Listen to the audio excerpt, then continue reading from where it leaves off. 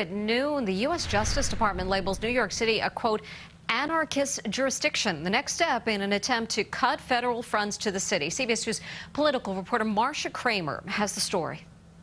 With gun violence continuing to plague New York City, President Trump took the next step in his threat to defund the Big Apple as punishment for defunding the NYPD.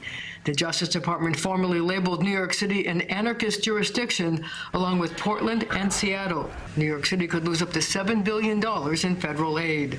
We cannot allow federal tax dollars to be wasted when the safety of the citizenry hangs in the balance, Attorney General William Barr said in a statement. Mayor de Blasio had this reaction. This is just another one of President Trump's games. It's thoroughly political. It's part of his campaign strategy. Senator Charles Schumer vowed to fight.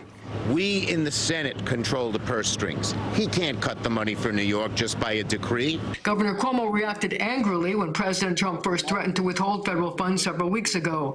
He said President Trump wants to kill New York City and that the New York City native was no longer welcome in this town. He can't come back to New York. He can't.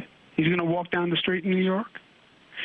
Forget bodyguards. He better have an army if he thinks he's going to walk down the street in New York. In a statement justifying the move, the Justice Department noted that shootings have been on the rise. The latest figures from the NYPD showed that gun violence has claimed nearly twice as many lives this year as last.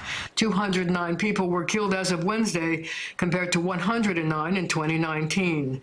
The Department of Justice also cited the city's decision to cut $1 billion from the NYPD's budget, cancel the July police class, cut overtime spending, and transfer certain police functions like school safety out of the NYPD. Police Commissioner Dermot Shea said the department was making progress in reducing gun violence and said the recent cold weather might help.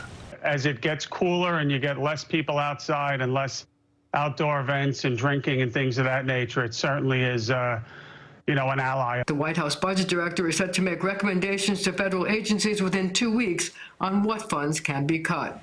I'm Marcia Kramer, CBS 2 News.